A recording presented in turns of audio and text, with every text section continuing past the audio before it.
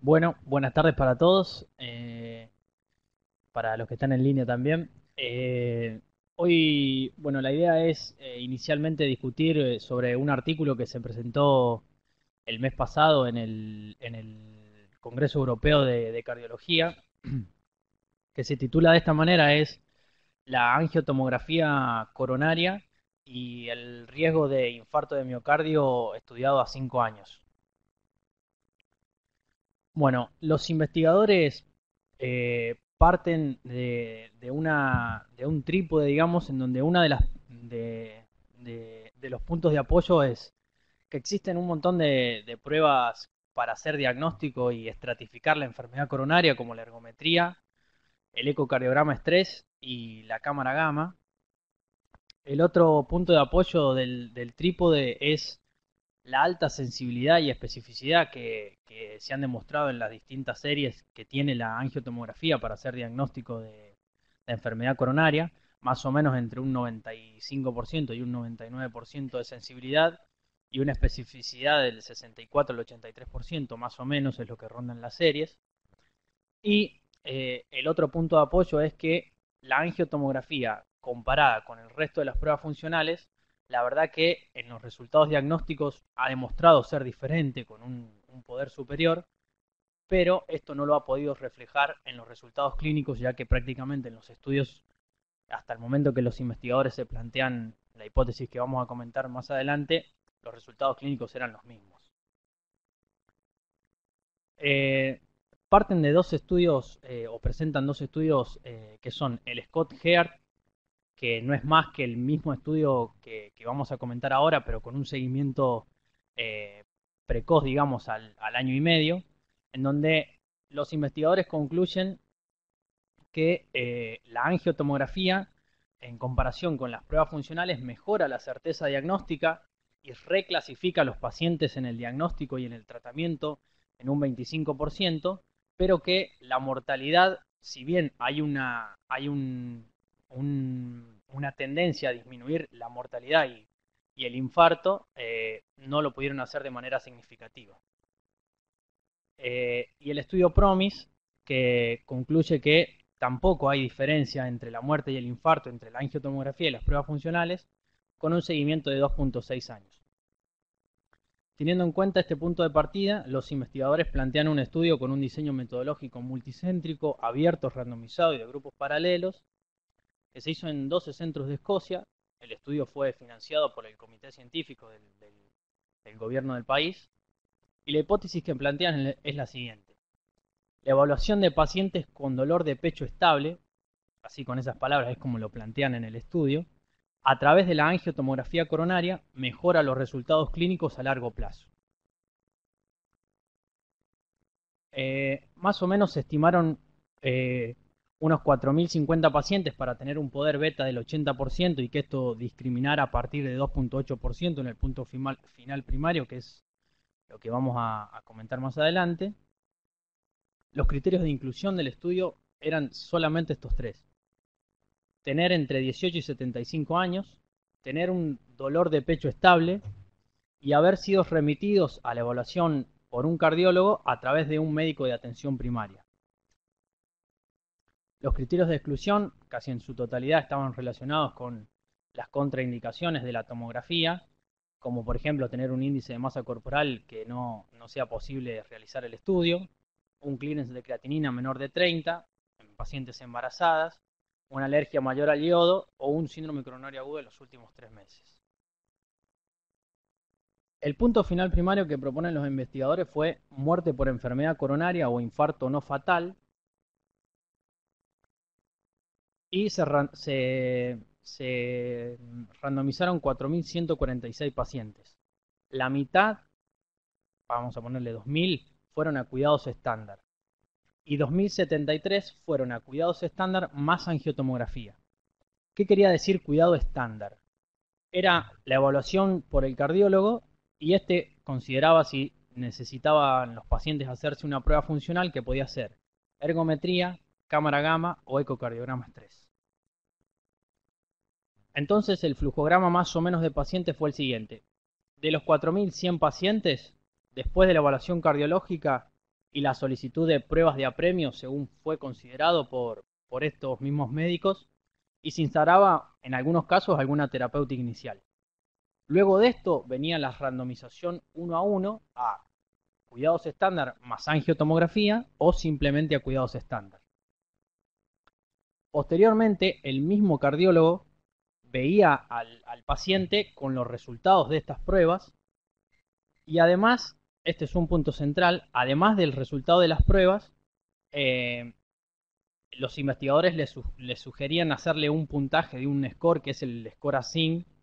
Es un score de riesgo cardiovascular validado en Escocia, que es más o menos similar a todos los scores ampliamente difundidos, solo que agrega el código postal de donde pertenece el paciente y los antecedentes familiares. Y les recomendaban a los médicos que si tenía un score de riesgo de más de 20 o más, el score va de 0 a 100, si tenía más de 20, iniciaran tratamiento preventivo con estatinas.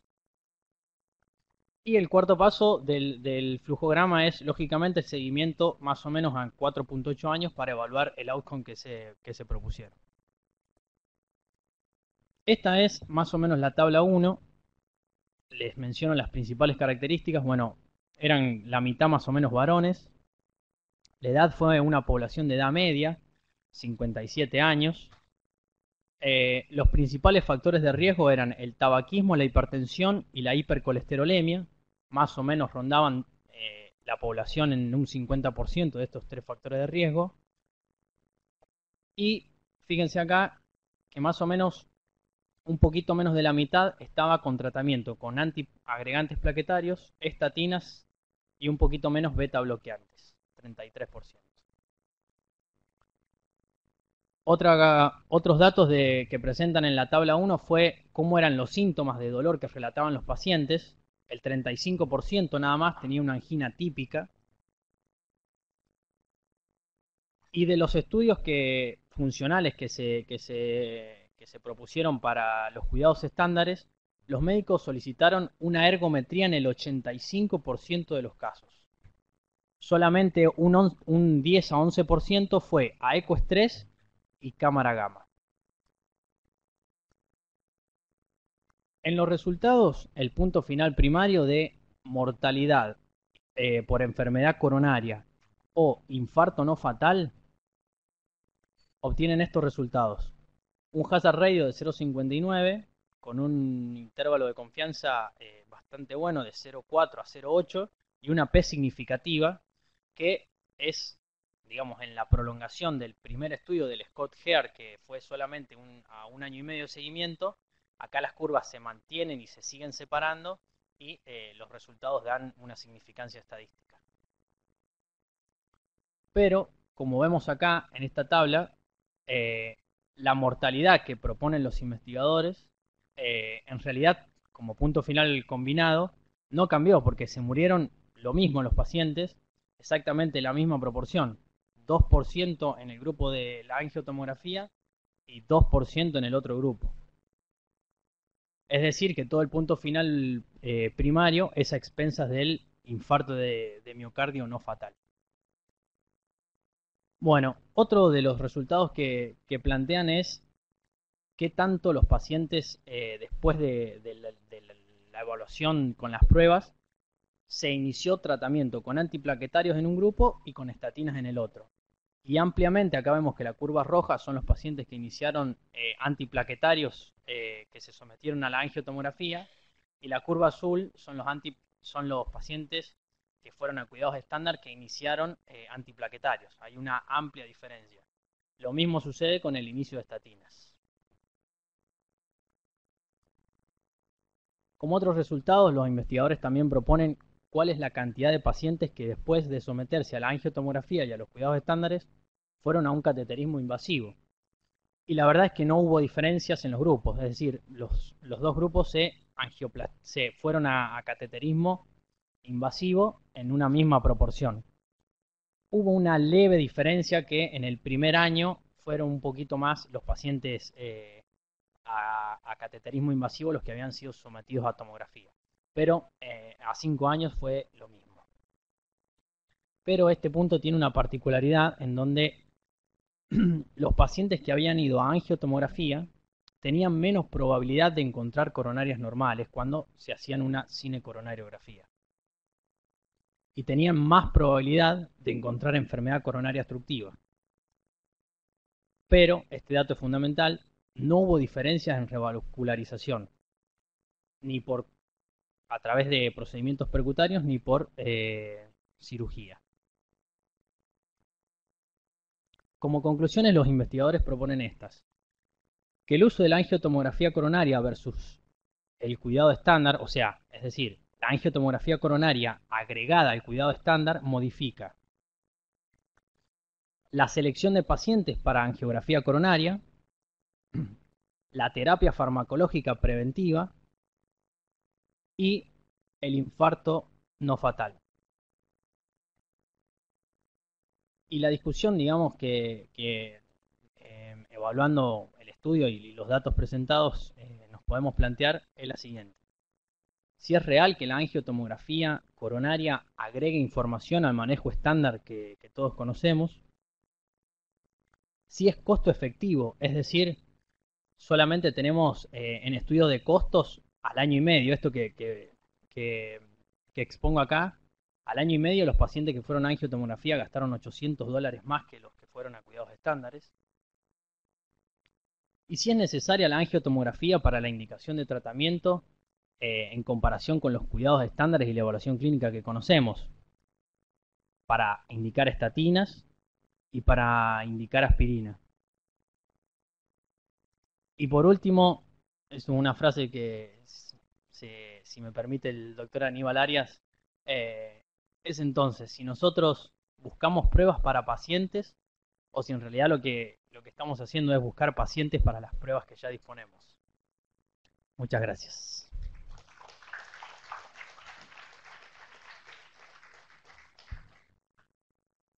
Imagino que hay mucha gente que va a querer hablar, pero le vamos a pedir primero la opinión a los residentes, a ver qué opinan los residentes de esto. El trabajo, como señaló Ezequiel, tiene mucho impacto, o podría tener mucho impacto. En el manejo de este tipo de pacientes, cuando uno le hace una TC, los enfermos andan mejor que si no le hace una TC. Esa es la conclusión, publicado en el New England Journal of Medicine. Entonces, a ver, 3 residentes que quieran opinar. Es voluntario. Y además estamos todos acá en un ejercicio, así que, a ver, ¿quién quiere opinar? Doctor Damonte. Sí, estaba desesperado por opinar. Vamos, alcanzar el micrófono, hablar con el micrófono así, porque si no, no se escucha, ¿eh? Escuchame, ¿tenés micrófono? Sí, tengo micrófono. Bueno, pero ponelo así, bien de... Bueno, con respecto a si agrega información al manejo estándar y al inicio, digamos, de estatinas o aspirina, digamos, entra en discusión también si es un paciente en prevención primaria o secundaria, si tiene lesiones obstructivas o no, y lo que hablábamos en el Ateneo anterior, digamos, del estudio sobre aspirina en prevención primaria. Agrega información, sí, va a agregar información con respecto a si tiene lesiones o no, pero no sé si nos va a hacer indicarle el tratamiento. Juan Ignacio, ¿te parece que es útil en el manejo cotidiano de una gran cantidad de pacientes? Son muchos de los pacientes que andan dando vuelta por el sector ambulatorio, que uno no sabe si tienen un cuadro de angina de pecho, que son remitidos para que les evaluemos nosotros, y que uno le dice, mira, le voy a hacer una tomografía porque con esto cambio la historia natural. ¿Vos qué opinás de ese punto? A ver, podés decir, estoy de acuerdo, estoy en desacuerdo, o la verdad, tengo dudas con respecto a esto, que sería una buena forma de salir corriendo. No, hay otras pruebas, o sea, no me parece hacerla porque podés hacerle una prueba de esfuerzo, digamos, que es menos costosa, no le das contraste, y por ahí con eso inicia el tratamiento igual. Bueno, bárbaro. Bueno, a ver, Santiago. Eh, lo que creo es que la gran diferencia que se da en cómo le va a cada grupo de pacientes es no por la angio-TC, sino por el inicio de estatinas. Sí sirve como puntapié como para iniciar el tratamiento preventivo. No sé si es necesario exclusivamente hacer un angio-TC como para iniciar estatinas. Hay que ver primero qué niveles de laboratorio de colesterol tenían, o capaz un Doppler de vaso de cuello, con eso ya alcanzaría, y además los pacientes ya presentaban un cuadro compatible con angina, y dentro de eso el tratamiento médico es la estatina. Así que, no sé qué tanto aportaría la angiotomografía. Evidentemente en el estudio dio un cambio, pero no me termina de convencer. O sea, voy a decir que el tema central está pasando con que había pacientes que los medicaron solo después de hacer una tomografía. ¿Y Me da eso te parece que puede ser un poquito cuestionable? Sí. Ok. Leandro, acá me están soplando. Sí, yo creo que la tomografía estaría mejor indicada en pacientes seleccionados, sobre todo jóvenes, que hay ciertas dudas para no someternos a un procedimiento más invasivo en ellos. Y sí, no habría que esperar el inicio de estatinas para tener el resultado o hacer el estudio de la tomografía. No debería estar vinculado a ello. Bueno, ¿quién más quiere opinar? Ahora, así, doctora. Espérame. Sí, después el doctor Besiti. Ella levantó la mano. Un minutito. Vamos, Michelle.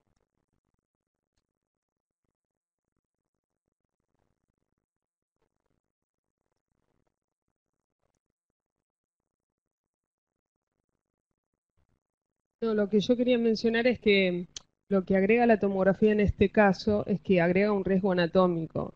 Entonces eso suscribo lo que dijo Santiago, que nos permite el tratamiento, las medidas higiénico-dietéticas y el tratamiento farmacológico precoz, identificando al paciente desde el punto de vista anatómico de mayor riesgo.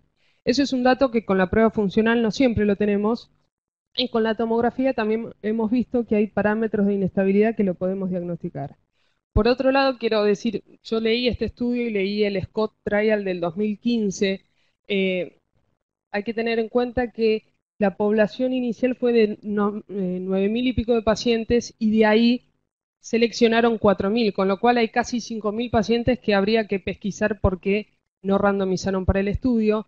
Y en segunda medida, en el análisis de subgrupos, no hubo ningún subgrupo que se benefició con la tomografía. Es decir, el diabético tenía tanto beneficio como el no diabético. El dolor precordial atípico y el dolor precordial atípico también tenía el mismo riesgo, hasta incluso los que interpretamos como un síndrome coronario agudo, con lo cual hay algunas cositas que se podría reevaluar, pero me parece que es importante, y recalco esto, el riesgo anatómico en contexto de un dolor precordial, y eso, digamos, posibilita el tratamiento farmacológico inicial con otro tipo de idea pensando en el paciente. No, me parece que no fue lo que dijo Santiago, ¿eh? Santiago dijo, no necesito esto para instrumentar una estrategia terapéutica. Y vos estás diciendo, es necesario, porque en enfermos ambulatorios tener una estimación anatómica me permite manejar mejor los pacientes. Me parece que hay una pequeña diferencia, no estoy cuestionando, estoy diciendo entre lo que dijo Santiago y lo que dijo también el doctor Barbayelata y demás. Me parece que hay una pequeña diferencia con lo que está diciendo vos. César. A mí me parece no agrega nada. Nada, ¿por qué? Uno le hubiera esperado que los pacientes que le hacen una angiotomografía si hubieran tenido una tasa de revascularización más alta, eso hubiera tenido un impacto. Tiene una tasa de revascularización igual. Ahora, si uno necesita para darle aspirina y estatina, necesita una angiografía, me parece tirado los pelos. Me parece que la indicación de estatina viene del perfil de riesgo del paciente y no por la tomografía. Que agregarle otra cosa más me parece que no aporta. No brinda nada. Creo que realmente el estudio es claro en que no aumenta la revascularización.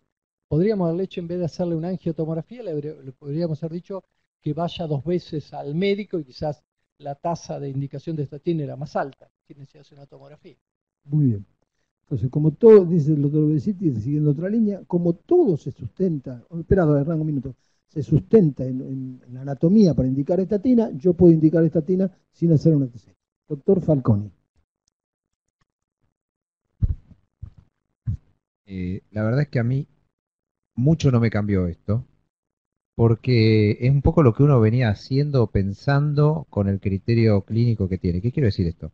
¿Cómo me paro yo frente al paciente? Si yo creo que es un coronario, y cuando digo creo que es un coronario es por los síntomas, porque me parece que la angina es típica, porque tiene unos factores de riesgo muy importantes, como puede ser la diabetes, en pacientes añosos, enfermedad vascular periférica, donde yo digo, para mí, este cuadro es coronario, o obviamente si tiene algún antecedente coronario definido, o me trae una prueba que para mí es claramente positiva y no un falso positivo, si yo entro por ahí, no le voy a pedir una tomografía. Si entro por el otro lado, que es el que donde yo le pido, cuando el paciente me parece que no es coronario y lo quiero descartar. Esa es mi postura. ¿Qué quiero decir con esto? El dolor no me parece, pero sigue consultando, viene a la guardia, le piden esto, le hacen la troponina, sigue con dolores. Digo, bueno, tengo que salir de este escenario. El otro escenario, viene con una prueba, es positiva, pero yo creo que la mama, un falso positivo, me dicen esto, la cara inferior en hombres, me parece que no es nada. Tengo que salir de duda. Bueno, en ese escenario, a mí la tomografía me ayuda porque si no tengo que seguir con la duda, pediré una coronariografía.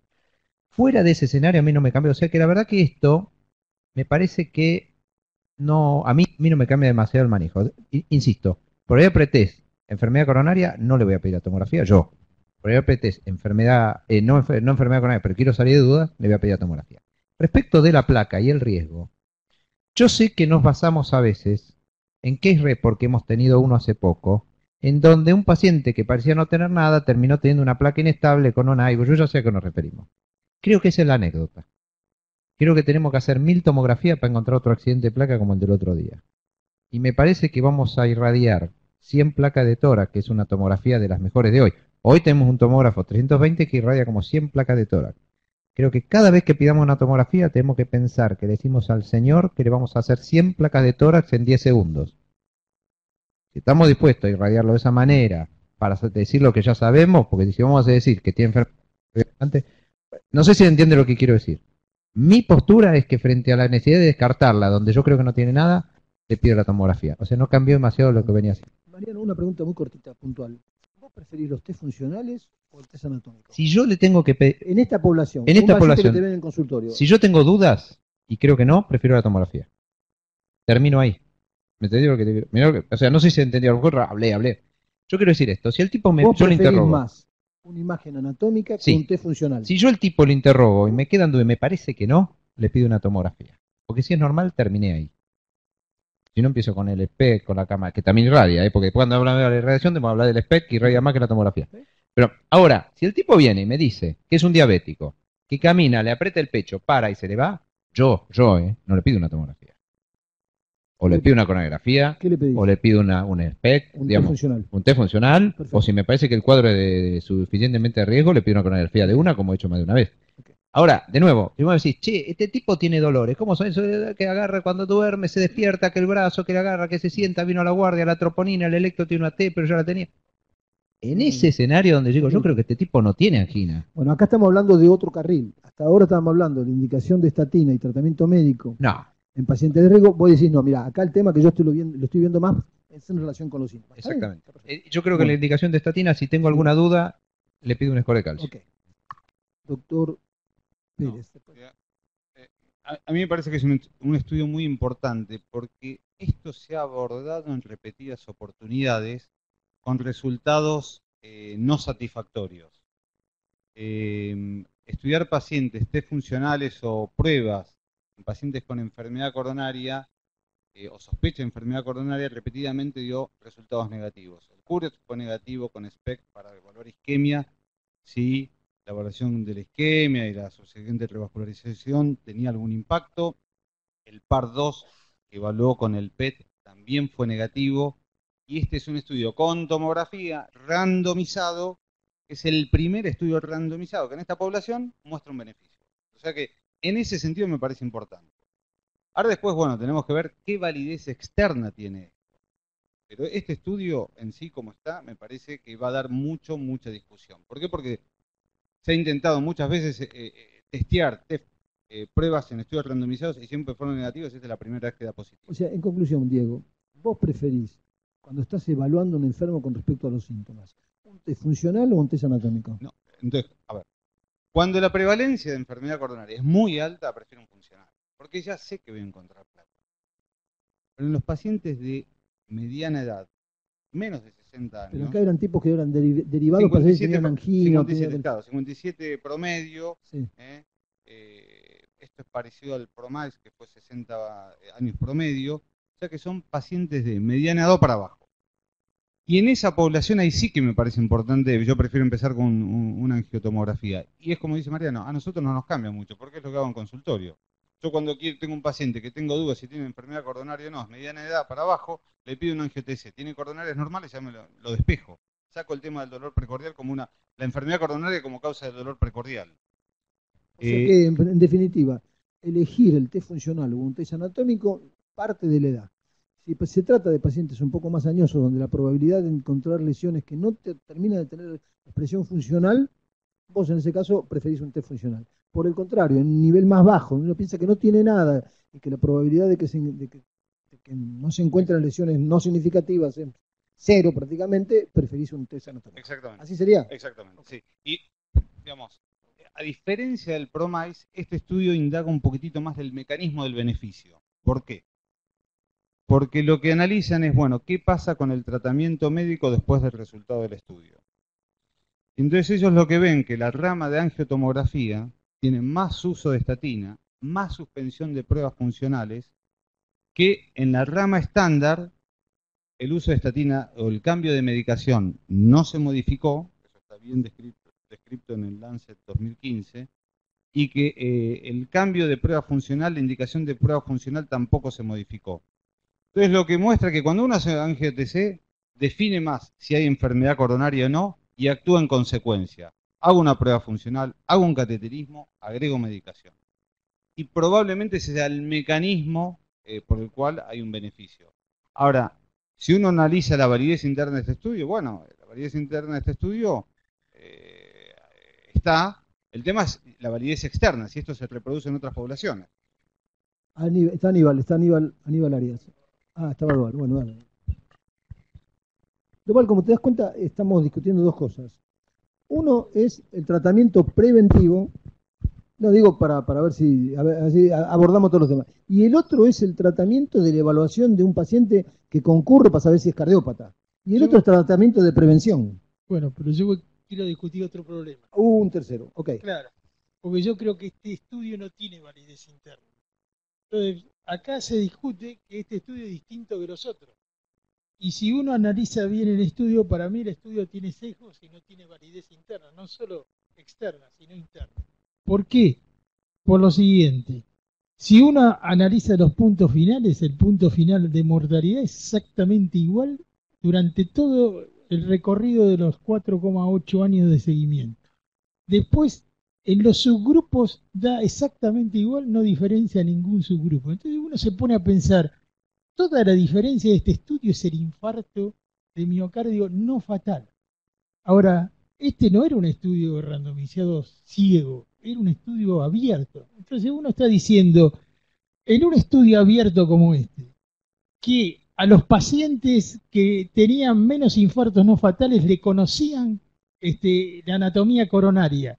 Eso no inducía a decir, bueno, este electro parece que tiene una secuela, pero en realidad no lo voy a calificar como secuela porque yo sé que tiene coronarias normales. O sea que el punto final era muy blando. El punto final era infarto no fatal, en el cual la mitad de ellos ya conocían la anatomía coronaria y las otras no. Entonces yo creo que los que no conocían, por ahí digamos, no tenían sesgo, pero lo que conocían tienen un sesgo para decir si tiene un infarto no fatal aquel que tiene coronarias normales. Lo más probable es que, vos lo decís todos los días, tenemos el sesgo de los estudios. Y este es un estudio que yo conozco. ¿No te puedo hacer una pregunta puntual? Sí. O sea que la interpretación de que tenga más infarto hay dos posibilidades. Una, la que estás diciendo vos. Bueno, la otra, la que dijo César, que están mejor tratados, médicamente más tratados. Tienen más aspirina y más estatina. ¿No crees en esta opción? No, puede ser eso, pero lo que yo quiero decir es que este estudio no es un estudio... Tiene limitaciones metodológicas. Tiene limitaciones metodológicas que hace que para mí no puede decirse que este es un estudio tan diferente de lo demás y que este resultado hace que yo cambie todo. Porque la verdad es que todos los otros parámetros no cambiaron nada. Lo único que cambió es el infarto no fatal. Es bastante blando. Doctor Arias.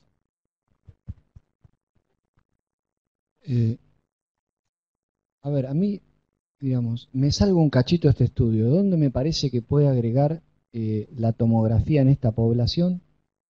Puede agregar en en instaurar tratamiento en aquellos pacientes que uno les hace un perfil de riesgo y no tienen un perfil de riesgo tan importante por los factores de riesgo conocidos, y que por ahí tienen una prueba evocadora negativa y que tendrían enfermedad aterosclerótica no obstructiva, es decir, que por ahí uno les hace una prueba y es negativa. Ahora, si uno se mete en el estudio y mira con detalle la tabla 1, si querés ponerla, Ezequiel, se da cuenta que el 35% de los pacientes tenían angina típica y que 33% de los pacientes tenían una prueba evocadora positiva o inconclusa, que muchas veces esas pruebas son de riesgo también. Y los autores dicen que el beneficio de la rama tomografía se ve porque estaban más tratados. Y cuando uno ve cuántos o cuántos más tratados estaban, es muy poco, porque en la rama activa era 20% contra 13%, partiendo de que el 35% tenían angina típica. Así que ese me parece que es un punto interesante, digamos, estratificar bien el paciente y tratarlo. Y lo otro, entrar ahora un poco en lo que es la validez interna, y es, ¿cuál es la rama comparadora? Y acá la rama comparadora, digamos, era un score que le hacían, cuando en otros estudios, por ejemplo en el PROMIS, era SPEC, la rama comparadora, es una rama probablemente más sólida. Y ese score, como contó Ezequiel, se diseñó y se validó en Escocia únicamente. Y de hecho una de las variables es código postal de Escocia, es decir, que si uno lo quisiera usar acá, no lo puede usar. Y no sé si ese score está ahí mismo validado para estratificar el riesgo y para indicar un tratamiento. Luciano. No, coincido con lo que dijo Aníbal. Yo otra cosa que quería aclarar es que no compara tomografía versus alguna otra prueba funcional. La rama que tiene tomografía tiene el mismo protocolo de estudio que los otros. O sea, añade. Lo que hay que aprender es si la tomografía añade incluso, además del riesgo clínico que uno puede sacar en consultorio, y además de la prueba funcional, si añade algo más. Yo particularmente considero que en este caso no, que es diferente los otros casos que sí coincido con Mariano, que es para descartar, pero no me parece que sean estos pacientes. Y otra cosa que habla de la calidad del estudio, que yo no sé qué es un dolor torácico estable. No sé qué es un dolor torácico estable. ¿Es una angina estable? ¿Es una angina estable? Estamos hablando de prevención secundaria. Ahora, no sé qué es un dolor torácico estable. Creo que no había todas anginas estables porque de hecho solo 35% del dolor era típico. Me anoté yo. Bueno, dale, Diego. Digamos, este es un estudio randomizado. El estudio randomizado tiene validez interna, si está bien hecho el randomizado. Fue un estudio abierto por una cuestión pragmática. Tampoco, digamos, hay veces que, pero digo, digamos, es muy difícil quizás hacer un estudio doble ciego. Muy difícil, es muy difícil. Y por otro lado, hay que ver qué uno le pide a un estudio. Este es un estudio de muy bajo riesgo, una población de muy bajo riesgo. Entonces, pedirle una reducción de mortalidad es demasiado, quizás. Piensen que al clopidogrel no le pedimos reducción de mortalidad, sin embargo lo usamos. O sea que esto lo que mostró fue una reducción del punto combinado a expensas de infarto, pero creo que fue una población de muy bajo riesgo. Y en esta población de muy bajo riesgo, que es muy difícil estudiar, porque al tener muy bajo riesgo, tener muy pocos eventos, es la primera evidencia randomizada de beneficio. Después hay que discutir. ¿Qué hacemos? Un minuto. Anoté yo, los autores y la editorial, ¿verdad? Un comentario que dicen que parte del beneficio, a pesar de lo que se señalaba el doctor Arias, se debía a que unos están más tratados que los otros. ¿De acuerdo? Muy bien. Entonces la pregunta que uno se hace es, cuando se diseña un estudio de esto, ¿no deberían definirse qué estrategias tienen que ser cerradas y cuáles quedan abiertas, sujetas al investigador? ¿Qué es una estrategia cerrada?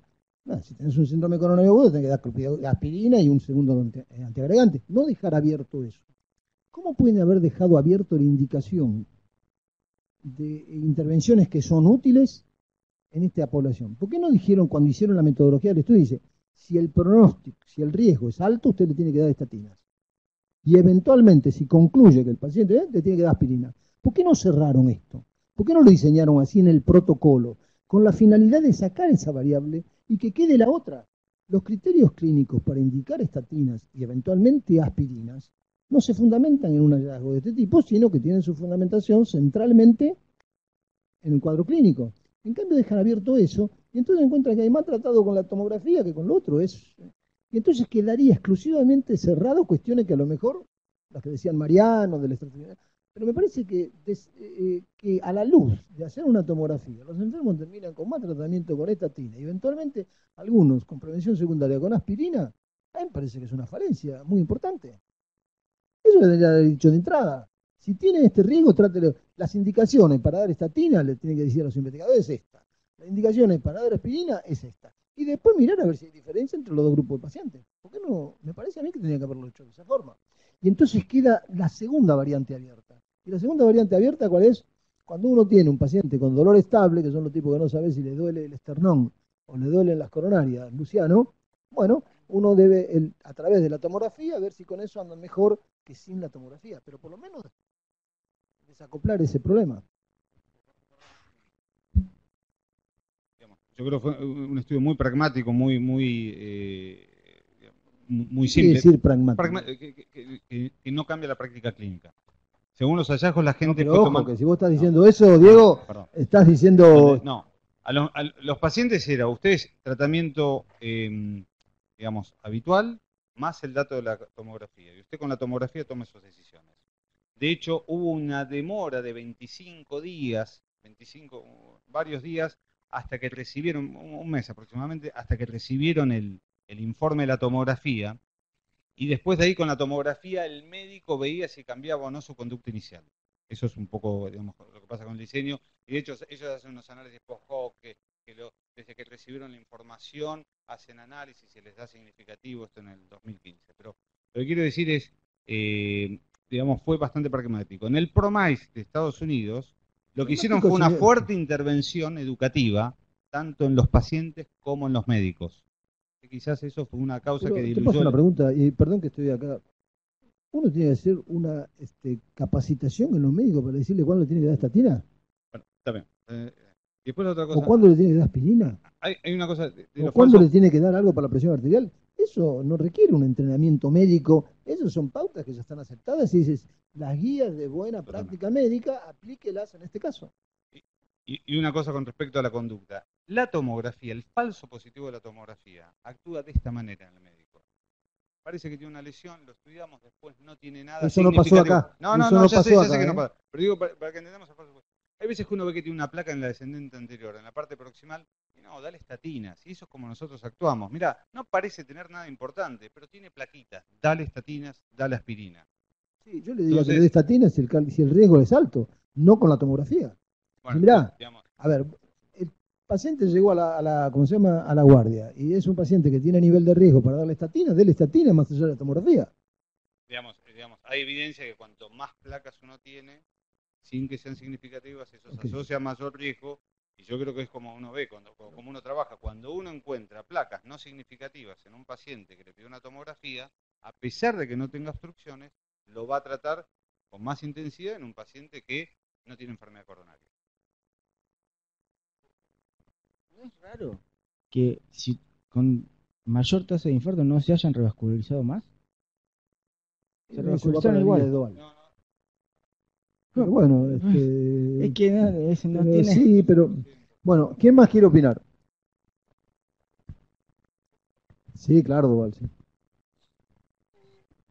mí me parece que el hecho de que sea randomizado no le pone un sello que el trabajo no tiene ningún sesgo. Este es randomizado, pero tiene sesgo por todos lados. O sea, cuando uno hace un randomizado y quiere comparar si tal efecto es por lo que uno introdujo, se fija si las poblaciones son iguales. Estas no son iguales en nada. No son iguales en nada. Entonces, ¿qué conclusión puede sacar? O sea, si hubiera estado estandarizado, hubiera sido. Te paso una pregunta. Suponte que vos tenés un trabajo de tratamiento médico versus cirugía. ¿De acuerdo? Pero vos no le decís a los médicos cómo tienen que tratar a estos enfermos que son coronarios establecidos. Y cuando terminás el trabajo te encontrás que ninguno recibió aspirina y ninguno recibió estatina. ¿Vos qué decís de ese trabajo? es malo y que no cambie la Ok. práctica clínica. Perfecto. Yo creo que en esto lo que uno puede decir es que usar sin seleccionar, porque una cosa es seleccionar, todo el mundo usa la angiotomografía cuando tiene duda, eso me parece que es lógico, es parte de la medicina. Pero decir que a todos hay que usarlo, me parece que hay que decir que no. Este trabajo. Está Bell City, y después, un minuto, Diego, y después está Pizarro. No, quería decir una cosa importante, más que nada para los residentes, en relación a lo que dice el doctor Doval de los sesgos de adjudicación de eventos en ensayos randomizados abiertos.